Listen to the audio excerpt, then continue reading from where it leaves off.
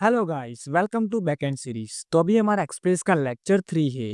तो इसके अंदर हम यहाँ पर बात करने वाले कि हम यहाँ पर डायनेमिक राउट को कैसे क्रिएट कर सकते हैं। और उसके बाद हम यहाँ पर बात करेंगे कि हम यहाँ पर पुट एपीआई को कैसे क्रिएट करते हैं। ओके, तो चलो अब मैं यहाँ पर फोल्डर को ओपन करता हूँ। तो अब इससे पहले वाले वीडियोस के अंदर हमने यहाँ पर एक्सप्रेस के अंदर हम यहाँ पर कैसे सर्वर को सेटअप करते हैं, उसके बाद यहाँ पर गेट एपीआई को कैसे क्रिएट करते हैं, पोस्ट एपीआई को हम यहाँ पर कैसे क्रिएट करते हैं, तो इन सभी के बारे में हमने यहाँ पर इससे पहले वाले वीडियोस के अंदर बात की थी। इनफैक्ट मैंने यहाँ पर एक्सप्रेस की एक अलग प्लेलिस्ट भी बनाई है, तो आप वहाँ से भी उसे एक्सेस कर सकते हैं। ओके, तो अब हम यहाँ पर पुट मेथड के एपीआई को क्रिएट करना है, तो इसके लिए हम यहाँ पर पुट मेथड को यूज़ करते हैं। तो हमें यहाँ पर लिखना है ऐप डॉट पुट। ओके, तो अब इसके अंदर यहाँ पर दो पैरामीटर होते हैं। पहले पैरामीटर के अंदर हम यहाँ पर यूआरएल को पास करते हैं। तो अब यहाँ पे लिखता हूँ स्लैश यूजर स्लैश, और अब हम यहाँ पर डायनेमिक राउट को क्रिएट कर रहे हैं, तो हम यहाँ पर लिखना है कॉलन, और उसके अंदर यहाँ पर कोई भी वर्ड को लिखना है, जैसे कि मैं यहाँ पर लिखता हूँ आईडी। तो इस तरीके से हम यहाँ पर डायनेमिक राउट को क्रिएट करते हैं। यहाँ पर इस यूजर के बाद यहाँ पर कोई भी वैल्यू हो सकती है। ओके, तो इसे हम यहाँ पर डायनेमिक राउट कहते हैं। उसके बाद यहाँ पर जो दूसरा पैरामीटर होता है ना, उसके अंदर यहाँ पर कॉल बैक फंक्शन को पास करते हैं। तो यहाँ पर मैं एक एरो फंक्शन बना देता हूँ। तो अब इस फंक्शन के लिए यहाँ पर दो पैरामीटर होते हैं। पहला होता है हमारा रिक्वेस्ट और दूसरा होता है रिस्पॉन्स। ओके, अब देखो, जब हमने यहाँ पर पोस्ट एपीआई की बात की थी, तो उसके अंदर मैंने आपको समझाया था कि जब भी हम यहाँ पर फ्रंट एंड से डेटा को सर्वर तक भेजना चाहते हैं, तो उसके यहाँ पर तीन तरीके होते हैं। पहला तरीका होता है क्वेरी, दूसरा तरीका होता है बॉडी, और तीसरा तरीका होता है पैरम्स। तो हमने यहाँ पर क्वेरी और बॉडी के बारे में यहाँ पर पोस्ट एपीआई के अंदर बात की थी। तो आज के वीडियो में हम यहाँ पर पैरम्स के बारे में बात करेंगे। ये जो हमारा पैरम्स होता है ना, उसके थ्रू हम यहाँ पर डायनेमिक वैल्यू को निकाल सकते हैं। मतलब कि यहाँ पर जो आईडी है ना, उसकी वैल्यू को हम यहाँ पर निकाल सकते हैं। तो अब इसके लिए हमें यहाँ पर क्या करना है कि पहले हमें यहाँ पर एक वेरिएबल को क्रिएट करना है। तो यहाँ पर लिखता हूँ लेट्स आईडी इक्वल टू, देखो आप यहाँ पर इस वेरिएबल का नाम कुछ भी लिख सकते हैं। ओके, अभी जो हमारा पैरम्स होगा ना, वो यहाँ पर रिक्वेस्ट के अंदर आएगा। तो हम यहाँ पर लिखना है रिक्वेस्ट डॉट पैरम्स, और उसके बाद हमें यहाँ पर डायनेमिक राउट का नाम लिखना है। देखो मैंने यहाँ पर आईडी को यूज़ किया है, तो इसलिए हम यहाँ पर लिखना होगा डॉट आईडी। अगर आप यहाँ पर आईडी की जगह पे कुछ और लिखते हैं, तो आपको उस वैल्यू को यहाँ पर पास करना है। ओके, तो इस तरीके से यहाँ पर डायनेमिक राउट के अंदर से हम यहाँ पर डेटा को निकाल सकते हैं। अब देखो, अभी तो हमारे पास यहाँ पर डेटाबेस नहीं है, तो हम यहाँ पर क्या करेंगे कि हम यहाँ पर लोकल डेटा को यूज़ करेंगे। तो मैंने यहाँ पर ऊपर की तरफ यहाँ पर यूजर डेटा नाम का यहाँ पर एरे बनाया है, तो उसे हम यहाँ पर यूज़ करते हैं। इसके अंदर हम यहाँ पर वैल्यू को पास करते हैं। तो मैं क्या करता हूँ कि इसके अंदर मैं यहाँ पर एक ऑब्जेक्ट बना देता हूँ, और अब इसके अंदर मैं यहाँ पर की वैल्यू की पेयर बनाता हूँ। तो यहाँ पर लिखता हूँ आईडी, और इसके अंदर यहाँ पर लिखता हूँ 1। ओके, उसके बाद मैं यहाँ पर एक और की बनाता हूँ, और यहाँ पर लिखता हूँ नेम, और इसके अंदर यहाँ पर लिखता हूँ अमित।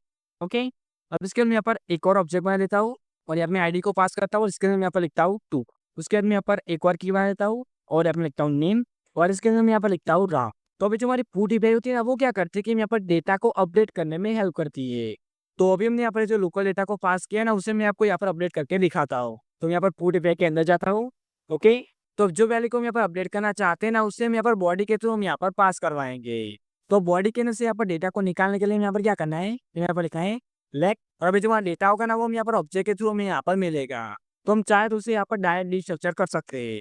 ओके, तो यहाँ पर लिखता हूँ ने, मैं इसे यहाँ पर डायरेक्ट डी स्ट्रक्चर कर देता हूँ। तो यहाँ पर लिखना है रिक्वेस्ट डॉट बॉडी। ओके, तो अब हम यहाँ पर जो भी वैल्यू को अपडेट करना चाहते हैं, तो उससे पहले हम यहाँ पर इसके अंदर भी यहाँ पर लाना होगा।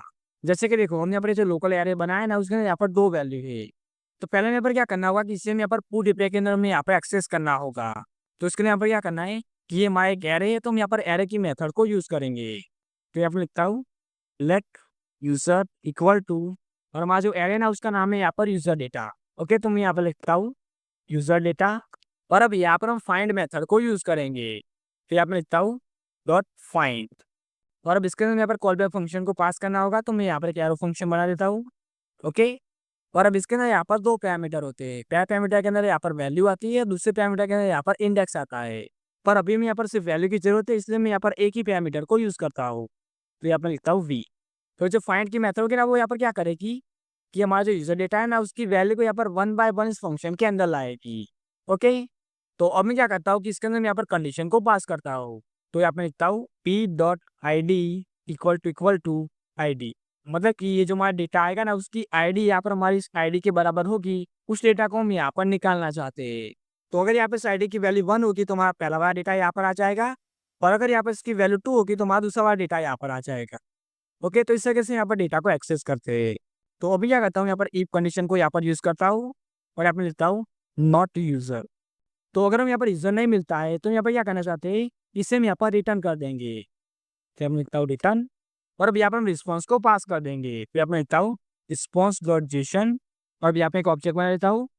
तो यहाँ पे लिखता हूँ सक्सेस फॉल्स, उसके बाद यहाँ पर मैसेज को पास करता हूँ, और यहाँ पर मैं लिखता हूँ यूजर नॉट फाउंड। ओके, तो अगर यहाँ पर यूजर की वैल्यू नहीं आती है तो हम यहाँ पर इस एरर को दिखाएंगे। ओके, और अगर हम यहाँ पर यूजर की वैल्यू मिल जाती है तो अब हम यहाँ पर इसे अपडेट करने का काम करेंगे। तो हम यहाँ पर लिखना है user dot name equal to, और हम इसके अंदर यहाँ पर नेम को पास कर देना है। अब देखो यहाँ पर हम क्या कर रहे हैं कि ये जो हमारा यूजर है ना, उसके वजह से हम यहाँ पर नेम की को हम यहाँ पर एक्सेस कर रहे हैं, और इसकी वैल्यू के अंदर हम यहाँ पर नेम को पास कर रहे हैं। और अब ये जो नेम है ना, वो हमारे बॉडी के अंदर से आ रहा है, तो हमारी वैल्यू यहाँ पर अपडेट हो जाएगी। और जैसे हमारे अपडेट हो जाता है उसके बाद हम यहाँ पर रिस्पॉन्स को पास करेंगे। तो यहाँ पर लिखता हूँ रिस्पॉन्स डॉट जेसन, और मैं यहाँ पर एक ऑब्जेक्ट बना देता हूँ, और यहाँ पर लिखता हूँ सक्सेस ट्रू। उसके बाद यहाँ पर मैसेज को पास करता हूँ, और यहाँ पर मैं लिखता हूँ यूजर अपडेटेड। ओके, तो चलो अब हम यहाँ पर इस एपीआई को चलाते हैं। पर देखो अभी तो हमारे पास यहाँ पर फ्रंट एंड नहीं है, तो हम यहाँ पर थंडर क्लाइंट को यूज करेंगे। आप यहाँ पर पोस्टमैन को भी यूज कर सकते हैं। अब यहाँ पे थंडर क्लाइंट और पोस्टमैन क्या होते हैं, तो ये हमें यहाँ पर एपीआई को वेरीफाई करने में हेल्प करते हैं। तो अभी हम यहाँ पर थंडर क्लाइंट को यूज करके हम यहाँ पर एपीआई को वेरीफाई करते हैं। तो यहाँ पर वीएस कोड के अंदर यहाँ पर थंडर क्लाइंट का एक्सटेंशन होता है, तो आपको उसे इंस्टॉल कर देना है। जैसे आपका इंस्टॉल हो जाता है उसके बाद आपको यहाँ पर लेफ्ट साइड के अंदर आपको यहाँ पर थंडर क्लाइंट का आइकन देखने को मिलेगा। तो अब इसके ऊपर यहाँ पर क्लिक कर देना है, और उसके बाद आपको यहाँ पर न्यू रिक्वेस्ट के ऊपर क्लिक करना है। अब यहाँ पर हम क्या करते हैं कि पहले हम यहाँ पर एपीआई की मेथड को सिलेक्ट करते हैं। तो यहाँ पे सिलेक्ट करता हूँ पुट, और अभी जो इनपुट फील्ड है ना उसके अंदर यहाँ पर एपीआई के एंड पॉइंट को हम यहाँ पर पास करते हैं। तो पहले इसे मैं यहाँ से निकाल लेता हूँ। तो अभी हमने यहाँ पे जो सर्वर को क्रिएट किया है ना उसके अंदर हमने यहाँ पर 3000 पोर्ट को यूज किया है, और हमने यहाँ पर जो पूरी पे को क्रिएट किया है ना उसके यूआरएल के अंदर यहाँ पर लिखा है स्लैश यूजर, और उसके अंदर यहाँ पर डायनेमिक वैल्यू को पास किया है। तो अब इसका एंड पॉइंट यहाँ पर क्या होगा कि यहाँ पर लिखना है http लोकल होस्ट कॉलन 3000, और उसके बाद हमें यहाँ पर स्लैश लगाना है, और यहाँ पर लिखना होगा यूजर, और उसके बाद हमें यहाँ पर डायनेमिक वैल्यू को पास करना है। तो डायनेमिक वैल्यू के अंदर हम यहाँ पर आईडी को पास करने वाले हैं, तो यहाँ पे लिखता हूँ 1। अब इसके बाद हम यहाँ पर जो भी वैल्यू को अपडेट करना चाहते हैं उसे हम यहाँ पर बॉडी के अंदर पास करेंगे। तो मैं यहाँ पर बॉडी के अंदर जाता हूँ, और यहाँ पे कर्ली ब्रैकेट बना देता हूँ। तो यहाँ पर नेम को यहाँ पर चेंज करने वाले हैं, तो यहाँ पर नेम की यहाँ पर की बनानी है। यहाँ पर लिखता हूँ नेम, और इसकी वैल्यू के अंदर मैं यहाँ पर लिखता हूँ सचिन। अब इस एपीआई को हम यहाँ पर चलाते हैं। एक मिनट पहले मैं यहाँ पर क्या करता हूँ कि मैं यहाँ पर एपीआई के अंदर जाता हूँ, और अब यहाँ पर हम जो वैल्यू को अपडेट करवा रहे हैं ना उसे मैं यहाँ पर रिस्पॉन्स के अंदर भी यहाँ पर पास करता हूँ। तो मैं यहाँ पर एक कॉमा लगा देता हूँ, और यहाँ पर लिखता हूँ यूजर। तो इसे सेव करते हैं, और अब हम यहाँ पर एपीआई को चलाते हैं। तो हम यहाँ पर सेंड वाले बटन के ऊपर क्लिक कर देना है। तो देखो हमें यहाँ पर एरर आ रही है क्योंकि हमने यहाँ पर अभी तक सर्वर को स्टार्ट नहीं किया है। तो सर्वर को स्टार्ट करने के लिए मैंने यहाँ पर एक शॉर्ट की बनाई है, तो मैं यहाँ पर लिखना है npm स्टार्ट। ओके, तो वहाँ सर्वर यहाँ पर स्टार्ट हो जाएगा। तो अभी यहाँ पर एपीआई को चलाता हूँ, तो मैं यहाँ पर सेंड वाले बटन के ऊपर क्लिक करना है। तो देखो हमें यहाँ पर रिस्पॉन्स देखने को मिल रहा है। यहाँ पर सक्सेस 2 लिखा है, उसके बाद मैसेज के अंदर यहाँ पर लिखा है यूजर अपडेटेड। तो हमने यहाँ पर जो यूजर अपडेट किया ना उसकी वैल्यू भी यहाँ पर देखने को मिल रही है। ओके, तो इस तरीके से हम यहाँ पर पुट एपीआई को यूज करते हैं। तो चलो मैं यहाँ पर server.js के अंदर जाता हूँ। तो अभी तो मैं आपको यहाँ पर लोकल डेटा के थ्रू एपीआई को समझा रहा हूँ, पर जब हम यहाँ पर डेटाबेस के बारे में समझ लेंगे उसके बाद हम यहाँ पर डेटाबेस के अंदर यहाँ पर कैसे एपीआई को यूज करते हैं उसके बारे में हम यहाँ पर समझेंगे।